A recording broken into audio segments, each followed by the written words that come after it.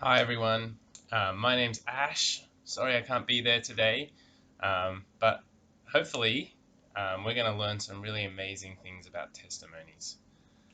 During the mid-semester break, I went to lots of parks and beaches, and spring is just such a beautiful time of the year. There is beauty and diversity everywhere. My son, Ethan, he loves to read atlases. He reads about all the different countries in the world. Estonia, Latvia, all these countries we never even hear about. He loves reading about them. He reads about the people in Oymyakon, in the very north of Russia, where it gets to minus 50 degrees Celsius and they work out ways to live there. He learns about the ancient Inca tribes who would kill people if they walked on the road. There's just so much differences in our cultures.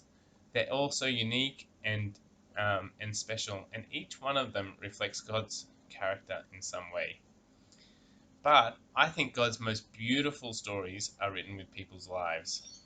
Paul describes this in Ephesians 3:10. He says, "His intent was that now, through the church, the manifold wisdom of God should be made known to the rulers and authorities in the heavenly realms." Through the church, God's wisdom is going to be made known. That's you and me. And He's going to show all of heaven how amazing He is through us. Isn't that amazing? The story of us Christians glorifies God. And as we write our testimonies, we become like artists, reflecting God's beauty in the stories that we share. So during the winter break, I went to the art gallery with Erlova.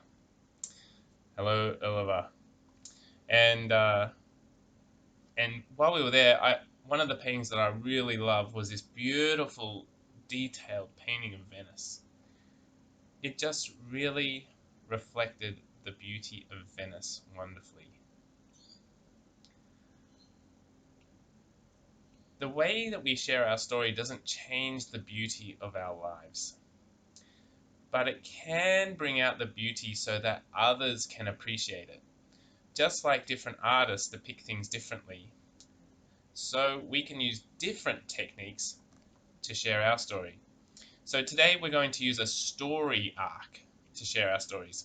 And so a story arc uses the following elements. You can think about, your favorite movies, Iron Man or whatever. These movies generally use something very similar. You'll notice that there's an introduction. So think about Spider-Man. There's an introduction, a definition of the mission. So someone's going to blow up the world. And then the body or the crisis of what happens. And this is the growing complication. He can't solve the problem straight away. There's a bridge where he comes to a decision point, a critical moment. He reflects on his life and journey so far. And then there's the climax where everything gets resolved. The last step is the denouement, which is the new normal. Everything has returned to normal and life is back to the way it should be. Maybe it's even a little bit better. And so when we share our stories, we share something very similar. We start off by introducing ourselves and we define our mission and who we are. And this is a super important part of the story because it defines what the purpose of our life was, and then it will help us realize what the body and climax should be. So we start off by asking, apart from God, what has been the goal of my life? And so this will be different for everyone. Some people want to be Olympic athletes and achieve glory for their country. Other people want to be married and just have a happy life. Others want to make a difference in the world. Others want to be rich and famous or receive their parents' praise. It could be anything. So that's Freya will take you on from here, but that's a little bit of a start about how we're going to start writing our testimonies.